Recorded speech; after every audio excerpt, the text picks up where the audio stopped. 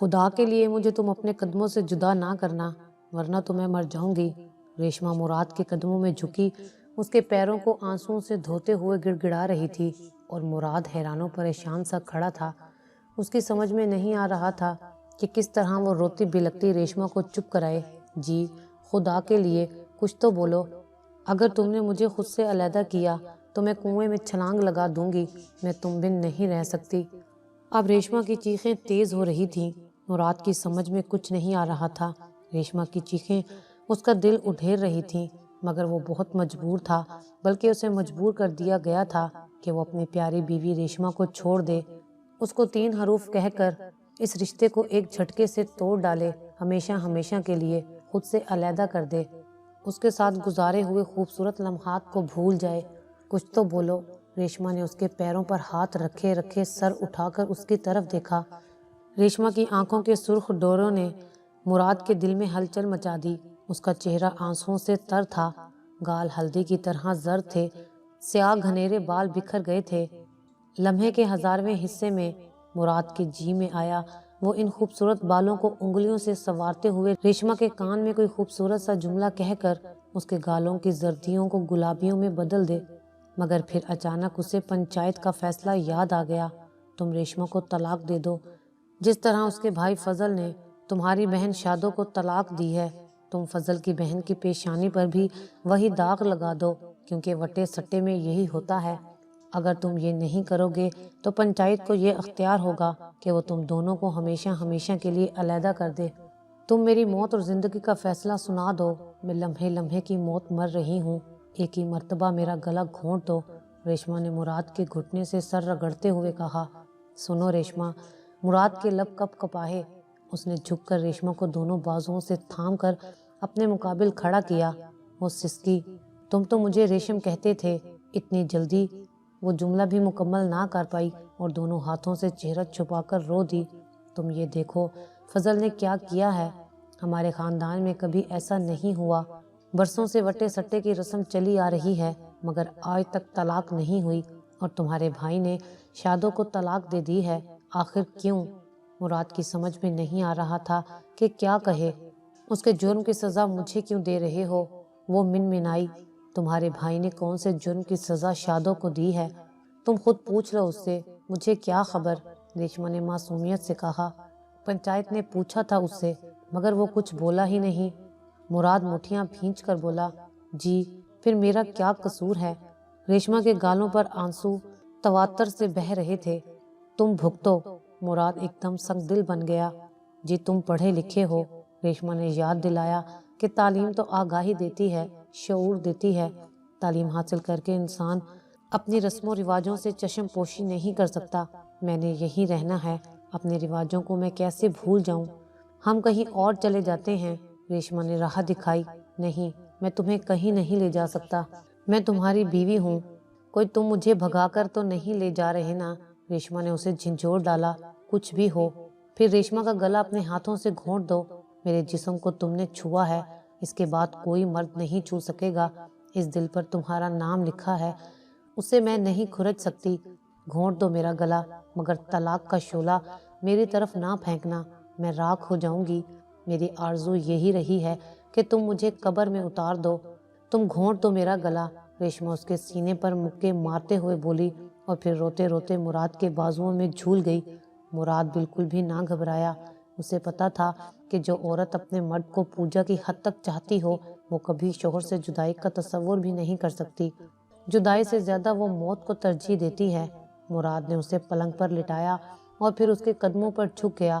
ریشم، میری جان، میری روح، میں تجھے چھوڑنے کا تصور نہیں کر سکتا، یہ بھی کبھی نہیں کر سکتا۔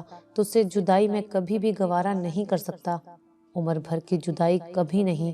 ہاں، کچھ عرصہ تجھ سے دور رہوں گا، یہ ابدی جدائی نہیں ہوگی، اس جدائی کا عرصہ صرف چند برس ہوگا، تب تک فضل کی لگائی ہوئی آگ ٹھنڈی ہو چکی ہوگی، پھر میں سب کے سامنے تمہیں لے جاؤں گا، بس جان، صرف چند سال کے لیے۔ اس کے لب کپ کپا رہے تھے اور آنکھوں سے بہتا پانی ریشم کے ریشم جیسے پاؤں دھوتا رہا۔ پھر وہ اٹھا، اٹیچی میں چند جوڑے ڈالے، پھر پلنگ کے پاس آیا جس پر اس کی بیوی، اس کی شریک سفر لیٹی تھی۔ چند لمحے اسے تکتا رہا اور جھک کر پیشانی پر اپنے کپ کپاتے ہونٹ رکھ دیے، پھر تیزی سے کمرے سے نکل گیا۔ باہر گھپ اندھیرا تھا اور وہ اس اندھیرے میں غائب ہو گیا۔ وہ صبح ہونے سے پہلے یہاں سے نکل جانا چاہتا تھا۔ وہ صبح جب پنچایت کے سامنے اسے فیصلہ سنانا تھا، اور فیصلہ ہر حال میں یہی ہونا تھا کہ ریشما کو طلاق دو۔ ریشما سے ہمیشہ ہمیشہ کی جدائی، اور یہ کسی صورت اسے گوارا نہ تھا۔ مراد کھوکھر کا تعلق مظفر گڑھ سے تھا۔ ان کے خاندان میں برسوں سے رواج چلا آ رہا تھا کہ بچپن میں ہی منگنیاں کر دی جاتی اور ادلے بدلے میں شادیاں ہوتی، جو کہ عموماً کامیاب رہتی۔ مراد 7 سال کا تھا جب ریشما اس کے ماموں سکندر کے ہاں پیدا ہوئی، تو حاجرہ بیگم نے بھائی سے ریشما کو مانگ لیا اور ساتھ ہی 5 سالہ فضل کے ساتھ مراد کی بہن شادو کو منسوب کر دیا گیا۔ مراد کو وہ گلابی گلابی ریشما بہت پسند آئی۔ وہ اسکول سے آتے ہی ماما سکندر کے ہاں پہنچ جاتا اور گھنٹوں ریشما کے ساتھ کھیلتا رہتا۔ وقت گزرتا رہا اور گزرتے وقت نے محبت کے ننھے سے پودے کو تناور درخت میں تبدیل کر دیا۔ مراد لاہور میں پڑھتا رہا۔ جب وہ مظفر گڑھ آتا تو ریشما اسے منتظر ملتی۔ مراد بھی تو دن گن گن کر گزارتا تھا، اور ریشما سے مل کر وہ اپنی تمام تھکاوٹیں بھول جاتا۔ ریشما کے ساتھ تو وقت پر لگا کر اڑ جاتا اور اس کی چھٹیاں ختم ہو جاتی، اور وہ دل میں آئندہ ملنے کی آس لیے لاہور آ جاتا۔ جب وہ واپس جاتا، امام ضامن باندھتی اور وہ نثار ہو جاتا اس کی اتنی محبت پر۔ جب وہ کہتی، جی جب تم ڈھیر سارا پڑھ کر یہاں آؤ گے تو میں تمہیں واپس نہیں جانے دوں گی۔ یہ تم مجھے جی کیوں کہتی ہو؟ وہ کہتا ہے، پھر کیا کہوں؟ وہ نہایت معصومی سے پوچھتی، سیدھا نام ہے میرا مراد، مجھے شرم آتی ہے۔ وہ سرخ ہو جاتی اور مراد اسے دیکھتا رہ جاتا۔ اتنی معصوم اور سیدھی سادی لڑکی تو اس نے کہیں بھی نہ دیکھی تھی۔ وہ خداوند قدوس کے سامنے سجدہ ریز ہو جاتا کہ اس نے اس کے مستقبل کا ساتھی اتنا پیارا چنا ہے۔ اللہ تعالیٰ جو کرتا ہے بہتر کرتا ہے۔ احساس تشکر سے مراد کی آنکھیں بھیگ بھیگ جاتی۔ وہ اپنے رب کا جتنا شکر ادا کرتا کم تھا۔ مراد نے MBBS کیا تو فوراً دونوں طرف شادی کی تیاریاں شروع ہو گئیں۔ حاجرہ بیگم نے اس کی جاب کا بھی انتظار نہ کیا، کیونکہ انہوں نے شادو کو تو 2 سال قبل ہی بیاہ کر اپنا آنگن سونا کر لیا تھا۔ اب وہ ریشما کو لا کر اپنے سونے آنگن میں ریشما کی جھانجروں کی آواز سننا چاہتی تھی۔ اس کی ہنسی، اس کے وجود سے اپنا گھر آباد کرنا چاہتی تھیں۔ مراد کی شادی ہو گئی، وہ دونوں بہت خوش تھے۔ ریشما کو تو اپنا آپ ہواؤں میں اڑتا محسوس ہوتا۔ مراد ہنی مون منانے اسے مری سوات لے گیا، اور یہ حسد کا پہلا بیج تھا جو کہ مراد کی بہن شادو نے اپنے دل میں رکھ لیا، کیونکہ فضل تو بالکل جاہل گوار تھا، جو کہ اپنی سرمے سے بھری آنکھوں سے نت نئے محبت کے پوز اس کی طرف پھینکتا رہتا۔ اس کے علاوہ اور کچھ نہیں کر سکتا تھا، یا پھر والدین کی نظر بچا کر آنکھ مار دیتا۔ شروع میں اسے یہ سب اچھا لگتا، مگر ایک ہی قسم کا کھانا کھاتے کھاتے بھی تو دل بھر جاتا ہے۔ اسی طرح شادو کا بھی ایک ہی طرح کی محبت کا انداز پا کر دل مردہ ہو کر رہ گیا تھا۔ چونکہ فضل کو خود سرما پہننے کا بہت شوق تھا، اس لیے وہ شادو سے بھی روز اسی بات کی فرمائش کرتا کہ وہ بھی روزانہ آنکھوں میں سرما ڈالے، اور شادو کو یہ بات بالکل پسند نہ تھی۔ وہ آہستہ آہستہ فضل سے دور ہونے لگی۔ اس کی محبت کا جواب بڑی سرد مہری سے دیتی، اور اس کی وجہ بھی اور تھی۔ گاؤں میں بینک کی نئی شاخ کھلی تھی، جس کا منیجر بہت خوبصورت تھا۔ نام اس کا شاہ رام تھا۔ صبح جب وہ اپنی موٹر سائیکل پر بینک آتا تو سرسبز کھیتوں میں کام کرتی ہوئی کتنی ہی عورتیں کام چھوڑ کر اسے تکنے لگتیں، مگر اس کا دل اٹکا بھی تو شادو پر۔ اس روز شادو بینک کچھ رقم جمع کروانے آئی تھی۔ فضل شہر گیا ہوا تھا۔ سکندر ماما نے اسے پیسے دیے تھے کیونکہ اس کی طبیعت خراب تھی۔ بس ایک بار کا بینک آنا ہی غضب ہو گیا۔ بہت جلدی نظروں نے دل تک کا فیصلہ طے کر لیا۔ پھر تو چوری چھپے ملاقاتیں بڑھنے لگیں اور کسی کو بھی پتہ نہ چلا۔ شاہرام نے شادو کی آنکھوں میں کتنے ہی سنہری خواب بن دیے۔ ان خوابوں کی تعبیر کے لیے شادو بے قرار تھی۔ شاہرام اسے تحفے تحائف بھی دیا کرتا تھا۔ فضل مرد تھا، وہ شادو کا بدلہ رویہ دیکھ رہا تھا۔ وہ سمجھ گیا کہ کچھ دال میں کالا ضرور ہے، اور پھر بہت جلد اسے شادو کے اکھڑے اکھڑے رہنے کی وجہ سمجھ میں آ گئی، مگر اس نے شادو سے کچھ نہ کہا۔ اسے علم تھا کہ عشق بہت منہ زور گھوڑا ہوتا ہے، جتنا اسے روکا جائے یہ اتنی تیزی سے ہی دوڑتا ہے۔ جو ہی پورا 1.5 سال بیت گیا اور پھر ایک روز شاداں پھٹ پڑی، فضل مجھے طلاق دے دو۔ کیوں؟ فضل نے بہت اطمینان سے پوچھا، جیسے کہ یہ کوئی بات ہی نہ ہو۔ میں تمہارے ساتھ خوش نہیں رہ سکتی، وہ بولی۔ اب 4.5 سال بعد تمہیں پتہ چلا ہے؟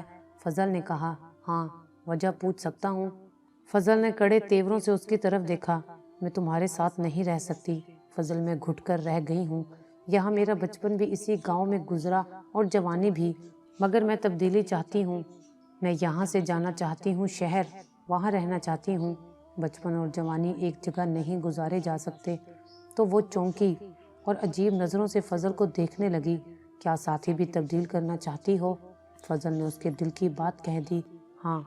شادو ایک طویل سانس لے کر بولی۔ تمہیں پتہ ہے کہ ہماری شادی وٹے سٹے کی ہوئی ہے؟ فضل نے یاد دلایا۔ ہاں، شادو نے کہا۔ تمہارے بھائی کا گھر اجڑ جائے گا، مجھے پرواہ نہیں۔ اس دنیا میں ہر کوئی اپنے لیے زندہ رہتا ہے اور میں بھی اپنے لیے زندہ رہنا چاہتی ہوں۔ تم اپنی بہن کی وجہ سے ایسا کر رہے ہو۔ شادو گرجی۔ نہیں نہیں شادو، یہ بات نہیں ہے۔ تم بابا اور پھپھو میں دشمنی کی پہلی اینٹ رکھ رہی ہو۔ تم نہیں جانتی کہ تمہارے اس قدم سے 2 بھائی بہن ایک دوسرے کی صورتوں سے نفرت کرنے لگیں گے۔ کرتے رہیں، میں بس شہر میں رہوں گی۔ وہ اڑ گئی۔ ٹھیک ہے، جیسے تمہاری مرضی، کیونکہ جب عورت مرد کے پاس نہ رہنا چاہے تو مرد کو اسے مجبور نہیں کرنا چاہیے۔ تم بعد میں ضرور پچھتاؤ گی۔ پچھتاوے کے دکھ بہت بڑے ہوتے ہیں۔ گیا وقت کبھی لوٹ کر نہیں آتا۔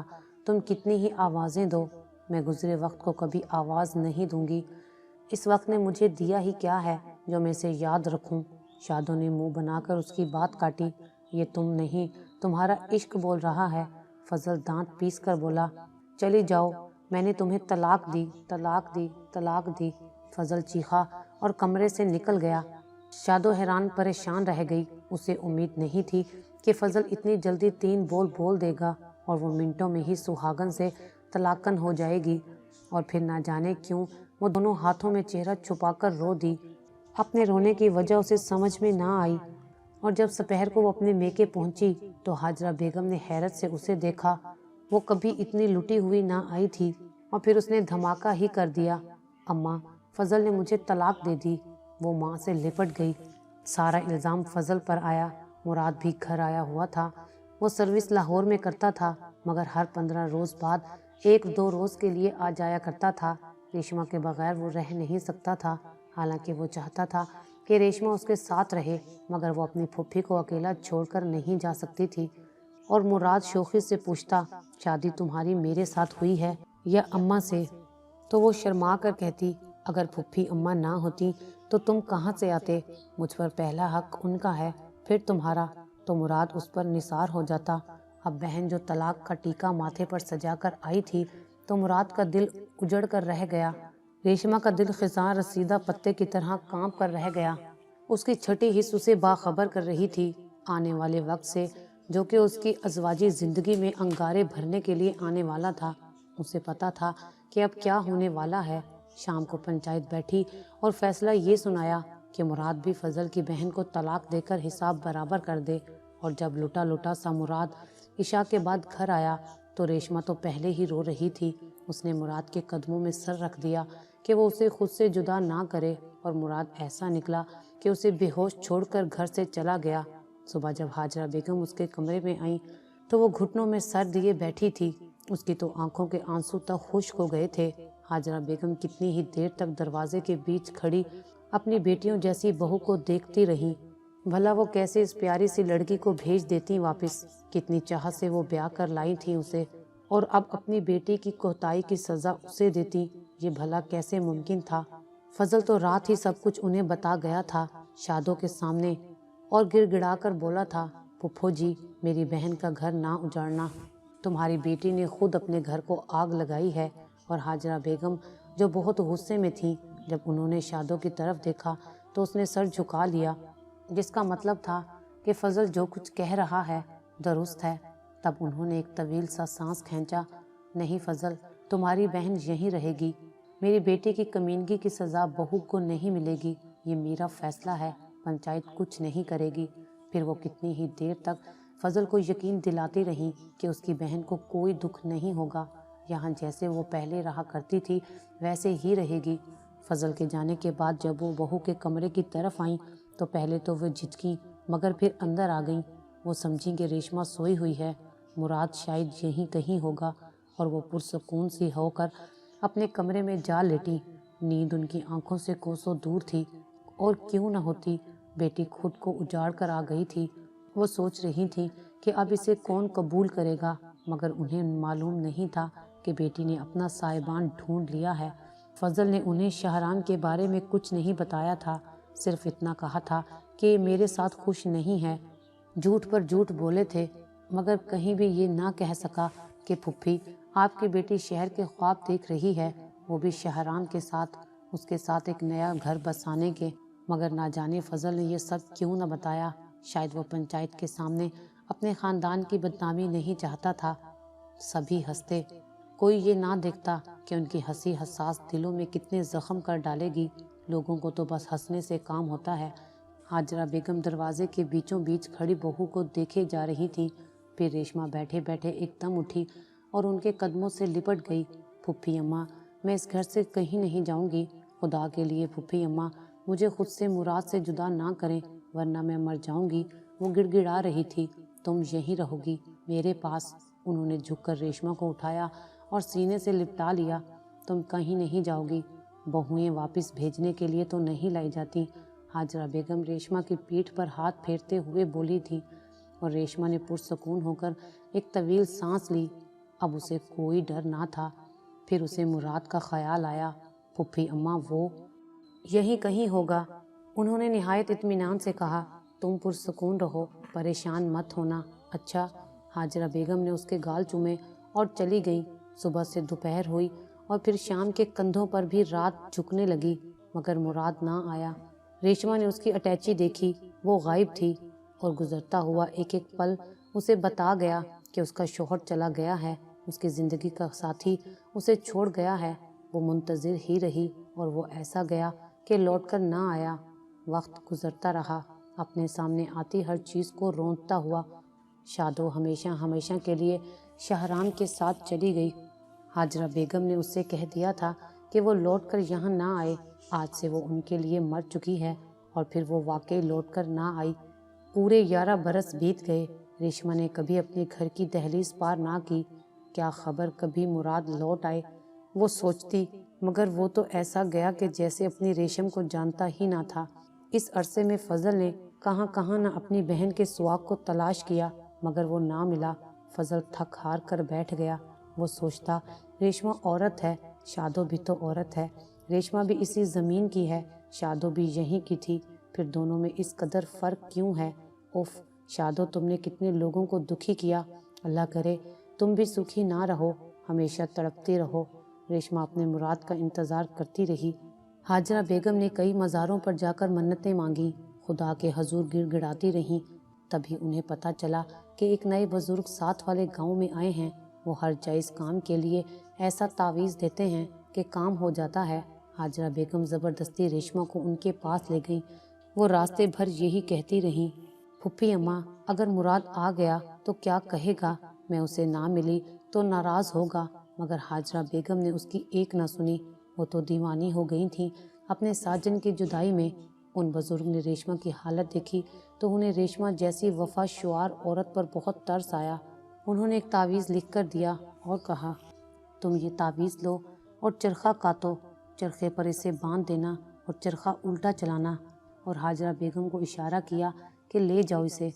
ہاجرہ بیگم جلدی سے اسے لے آئیں۔ پھر تو ریشمہ کو صرف ایک ہی کام رہ گیا، وہ سارا دن نیم کے درخت کے تلے بیٹھی چرخہ چلاتی رہتی اور اس کی نگاہیں دروازے پر لگی رہتی۔ جوں ہی پورے 22 روز گزر گئے، ریشمہ کے بازو چرخہ چلا چلا کر شل ہو چکے تھے، آنکھیں انتظار کر کے تھک چکی تھیں، مگر شاید خدا کے حضور اس کی دعائیں مستجاب ہو گئی تھیں۔ 11 سال کی ریاضت کام آ گئی تھی، اس کی نظریں دھوکہ نہیں کھا رہی تھیں۔ بے شک آنگن میں داخل ہونے والا مراد ہی تھا، پہلے سے کتنا بدل گیا تھا، گزرتے وقت نے اس پر بھی اپنے نشان چھوڑے تھے۔ کن پٹیوں کے بال سفید ہو چکے تھے، آنکھوں میں ویرانیوں نے ڈیرا ڈال دیا تھا، چہرے پر سنجیدگی کی چھاپ تھی۔ ریشمہ کے ہاتھ چرخہ چلاتے چلاتے رک گئے، آنکھوں میں قندیلیں روشن ہو گئیں۔ मगर ये कंदीलें एक ही दम बुझ गईं। तमाम खुशियां खाकस्तर हो गईं। आरजुओं के फूल झरझर जलने लगे, दिल में अलाव सुलगने लगा और रेशमा की आंखों से चिंगारियां निकलने लगीं। वो तेजी से उकाब की मानिंद आगे बढ़ी और मुराद को गिरेबान से पकड़ लिया। ये उसने बिछड़े शोहर का स्वागत किया था। मुराद, मैंने तुम्हारी याद में एक एक लम्हा गुजारा है, तुम्हारे लिए इतने आंसू बहाए कि आंखें खुश्क हो गईं। उन आंसुओं का खिराज तुमने इस तरह दिया कि तुमने शादी कर ली और अपने बेटे के साथ मजीद जख्म लगाए आ गए। मेरा सीना तो पहले ही जख्मों से भरा पड़ा है, अब इसमें और जख्मों की गुंजाइश नहीं है। वो मचली जा रही थी। रेशम, मेरी बात तो सुनो। मुराद ने अपना गिरेबान छुड़ाना चाहा। मैं कुछ नहीं सुनूंगी। चले जाओ मुराद, चले जाओ। तुमने मेरा मान तोड़ा है, मेरे साथ तुमने धोखा किया है, मैं तुम्हें माफ़ नहीं कर सकती। तुम चले जाओ। रेशमा ने मुराद का गिरेबान छोड़ा और अपने कमरे में भागी। मुराद भी पीछे लपका, मगर तब तक उसने अंदर से दरवाज़ा बंद कर लिया था। शोर सुनकर हाजरा बेगम और मोहल्ले के दूसरे लोग भी जमा हो गए। हाजरा बेगम जहां बेटे को देखकर खुश हुई, वहीं उसके साथ 4-5 साल के बच्चे को देखकर उन्हें बहुत दुख हुआ। वो सोचने लगी, कहीं औरत ही है जो एक मर्द के नाम पर अपनी पूरी जिंदगी तमाम कर देती है, और मर्द हर कदम पर नया साथी तलाश करना चाहता है। अम्मा आप रेशमा को समझाएं, ये मेरा बेटा नहीं है, ये तो मेरे दोस्त अख्तर का बेटा है। इसे उसने अच्छी तरबियत की गर्ज से पाकिस्तान भेजा है, अपने वालिदैन के पास। हालांकि मैंने सोचा भी कि पहले इसे रावलपिंडी छोड़ आऊं, मगर मेरा दिल इतना बेकरार था कि जी चाहा फौरन रेशमा के पास पहुंचूं। अगर वो बेकरार रही है तो मैं भी कम नहीं तड़पा। अम्मा उसे समझाओ। मुराद अपनी माँ के सामने रोए जा रहा था। मुझे उम्मीद थी कि मेरा खून इतना बेवफा नहीं हो सकता। हाजरा बेगम ने बेटे की पेशानी चूम ली। फिर उन्होंने कितना ही दरवाज़ा खटखटाया, मगर रेशमा ने कुंडी ना खोली। अंदर से कोई भी आवाज़ नहीं आ रही थी। आखिर मुराद और फजल ने दरवाज़ा तोड़ दिया। मुराद तड़प कर अंदर दाखिल हुआ, मगर अब तो वहाँ कुछ भी ना था। रेशमा पलंग पर आड़ी तिरछी पड़ी थी, बेहिस्सो हरकत। जिंदगी की कोई भी रमक उसमें ना थी। उसकी आंखें खुली हुई थीं, जिन्हें मुराद खोकर ने लरसते हाथों से बंद कर दिया। आज उन आंखों का इंतज़ार ख़त्म हो गया था। उसे जब तक ये उम्मीद थी कि मुराद उसका है, वो मुंतज़िर रही थी। जी, मेरी आरज़ू है कि तुम मुझे कब्र में उतार दो। मुराद के जहन में उस रात का जुमला गूंज गया जब वो गिड़गिड़ाकर उससे इल्तिजाएं कर रही थी, तड़प रही थी। तुम्हारी ये आरज़ू पूरी हो गई है रेशम। काश तुम दिल में मेरी तरफ से शक लेकर इस दुनिया से ना जाती। मेरी जान, तुम मुझे मुजरिम ना होते हुए भी मुजरिम कर गई हो। मैंने तो तुम्हारे बाद किसी और औरत को खुद पर हराम जाना है। मैंने बहुत चाहा लौट आऊं, मगर मैं अपने हाँ के रस्म व रिवाज से वाकिफ था। मुझे शक था कि उन्होंने ज़बरदस्ती तुम्हारी शादी कर दी होगी, मगर मुझे क्या मालूम था कि तुम हर रोज़ आशियाओं के दीप जलाती रही हो और वो नाउम्मीदी के झोंकों से बुझते रहे हैं। मुराद उसके चेहरे पर झुका बोले जा रहा था और आंसू लड़ियों की मानित रेशमा के मुर्दा चेहरे पर गिर रहे थे। आज रेशमा को मरे काफ़ी बरस गुजर चुके हैं। मुराद बूढ़ा हो चुका है। उसने मुजफ्फरगढ़ में ही अपना क्लिनिक खोला हुआ है। रोज़ सुबह शाम वो रेशमा की कब्र पर जाता है, शाम को दिया जलाता है और शायद इसी तरह अपनी बेवफाई का सबूत देना चाहता है उसे। वो जो खुद मरकर हर गम और इंतज़ार से आज़ाद हो गई और उसे इंतज़ार की सलीब पर लटकाती। बस उसे इस वक्त का इंतज़ार है जब वो अगले जहां अपनी रेशम से मिलेगा। ये जुदाई वो आर्जी समझता है, अब्दी मिलन का वो मुंतज़िर है। ना जाने कब उस मिलन का वक्त आएगा। बाज़ मर्तबा मुराद का जी चाहता है वो चीख चीख कर कहे, खुदारा वट्टे सट्टे की शादियों को ख़त्म कर दो। ये कई घर उजाड़ती हैं, कितने दिलों को ज़ख्मी करके नासूर में तब्दील कर देती हैं। कई वफाशुआर बीवियाँ इंतज़ार की सलीब पर लटकती रहती हैं, न मर सकती हैं और न जी सकती हैं। खुदारा इस सौदेबाजी को ख़त्म कर दो। मगर ये चीखें उसके अंदर ही घुट जाती हैं। कभी भी इन अल्फाज को ज़ुबान नहीं मिलती। वो मुंतज़िर है कि कोई और पहल करे, मगर कौन करेगा? इन खोखली रवायात को कौन तोड़ेगा? कौन है जो आगे बढ़े? वो मुंतज़िर है और मुंतज़िर ही रहेगा। अगर आपको हमारी ये वीडियो अच्छी लगी हो तो इसे लाइक करें, शेयर करें और मज़ीद अच्छी अच्छी वीडियोस देखने के लिए हमारा चैनल सब्सक्राइब करें।